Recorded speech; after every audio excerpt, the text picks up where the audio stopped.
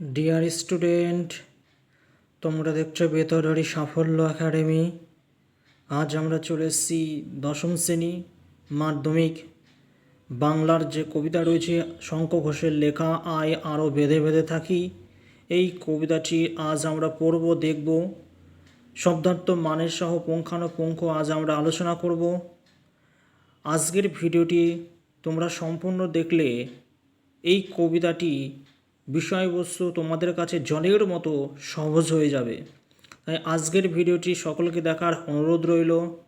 চলো এবার আমরা শুরু করছি।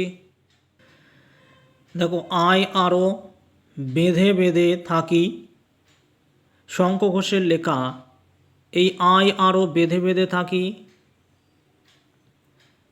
আয় আরও বেঁধে বেঁধে থাকি এই কবিতাটি জলই পাষাণ হয়ে আছে এই কাব্যগ্রন্থ থেকে নেওয়া হয়েছে। এটি শঙ্খ ঘোষের লেখা। শঙ্খ ঘোষের জলই পাষাণ হয়ে আছে এই কাব্যগ্রন্থ থেকে আমাদের এই বাংলার পাঠ্য উৎস আয় আরও বেঁধে বেঁধে থাকি এই কবিতাটি নেওয়া হয়েছে। এখানে কবি আয় আরও বেঁধে বেঁধে থাকি কথা অর্থ কি বুঝিয়েছেন? বেঁধে বেঁধে থাকার কথার অর্থ হচ্ছে কি, যে একসঙ্গে দলবদ্ধভাবে বা সঙ্গবদ্ধভাবে হাতে হাত রেখে একসাথে একত্রিত হয়ে থাকার কথা কবি বুঝিয়েছেন। একটা যুদ্ধকালীন পরিস্থিতিতে মানুষ কি করে, যে একত্রিত একসাথে তারা থাকতে চায়, যেন বাইরের শত্রু যেন তাদেরকে কোনো আক্রমণ করতে না পারে। কবি কিন্তু এই কবিতার মাধ্যমে সেটাই বুঝিয়েছেন। চলো আবার আমরা লাইন বাই লাইন ধরে পড়ছি। আমাদের ডান পাশে ধস, আমাদের বাঁয়ে গিরিখাদ, আমাদের মাথায় বোমারু, পায়ে পায়ে হিমানির বাঁধ, আমাদের পথ নেই কোনো, আমাদের ঘর গেছে উড়ে। তাহলে কবি এখানে কি বলছে দেখো, আমাদের ডান পাশে ধস। তাহলে কবি বলছে কি, আমাদের ডান দিকে কি রয়েছে? ধস রয়েছে।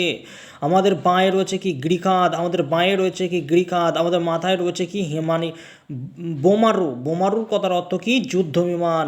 আর পায়ে পায়ে হিমানির বাঁধ। তাহলে কবি কি বলছে? কবি বলছে আমাদের ডান পাশে ধস আর বাঁয়ে রয়েছে কি?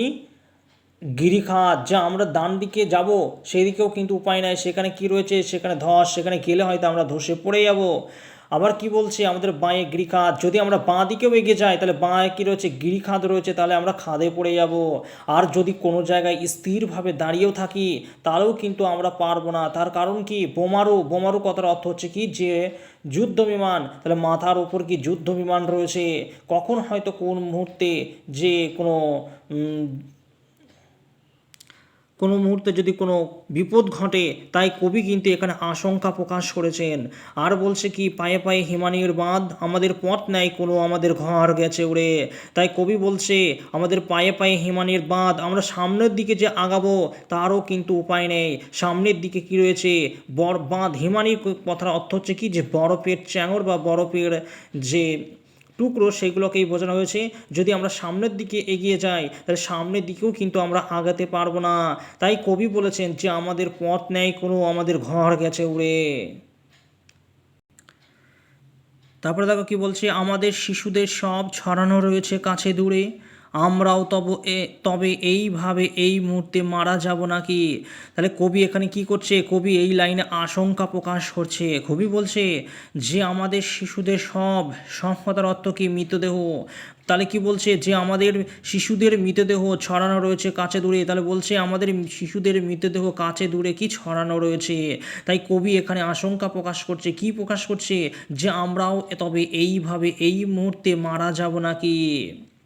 তারপরে কবি দেখো কি বলছে, আমাদের পথ নেই আর, আয় আরও বেঁধে বেঁধে থাকি। তাই কবি বলছে যে এই মুহূর্তে আমাদের আর কোনো পথ নেই, আমাদের একটাই রাস্তা, একটাই উপায় কি? একত্র হওয়া, দলবদ্ধ হয়ে হাতে হাত বেঁধে বসবাস করা।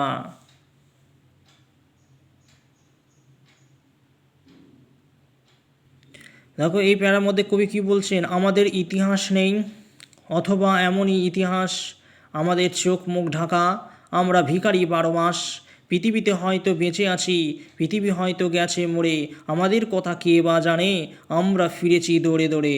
তাহলে এই প্যারার মধ্যে দিয়ে কবি কী বোঝাচ্ছেন যে আমাদের ইতিহাস নেই অথবা এমনই ইতিহাস আমাদের চোখ মুখে ঢাকা। তাহলে ইতিহাসে কাদের নাম থাকে?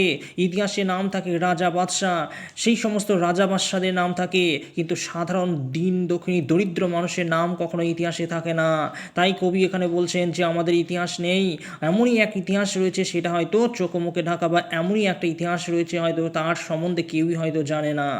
তাই কবি বলছে যে আমরা সারা বছর ভিখারি, আমরা 12 মাস ভিখারি, পৃথিবীতে এই যে আমরা বেঁচে আছি, এই যে মরে গেছি, এই খবরই বা কয়জন বা জানে। তারপরে কবি বলছে দেখো আমরা ফিরেছি দৌড়ে দৌড়ে। তারপরে দেখো পরের লাইনে কি বলছে, কিছু কিছু কিছুই কোথাও যদি নেই তবু তো কজন আছি বাকি, আয় আরও হাতে হাত রেখে আয় আরও বেঁধে বেঁধে থাকে। তাই এই লাইনে কবি কিন্তু আরও আশঙ্কা প্রকাশ করেছে। তাই কবি বলছে যে আমরা যে কয়জন বেঁচে আছি, আমরা যে কজন রয়েছি, এর খবর হয়তো কেউ জানে না। আমরা বেঁচে আছি কি মরে আছি, আমরা 12 মাস মানুষের দরে দরে ঘুরেছি, ভিক্ষা করেছি, কিন্তু আমাদের খবর কিন্তু কেউ জানে না। তাই কবি বলছে যে আমরা যে কয়জন আছি, আমরা যে কয়জন রয়েছি, তারা একত্র হয়ে দলবদ্ধ হয়ে হাতে হাত বেঁধে থাকার আহ্বান জানিয়েছেন। আজ এই পর্যন্তই। ভিডিওটি ভালো লাগলে অবশ্যই লাইক করো, আর কমেন্টে জানিও ভিডিওটি কেমন হয়েছে, আর ভিডিওটি বেশি বেশি করে তোমাদের বন্ধু বান্ধবদের মধ্যে শেয়ার করে দিও। আর এই বেথোয়াধরি সাফল্য একাডেমি চ্যানেলে নতুন হলে চ্যানেলটি সাবস্ক্রাইব করে পাশে থাকা বেল আইকনটি প্রেস করে রেখো।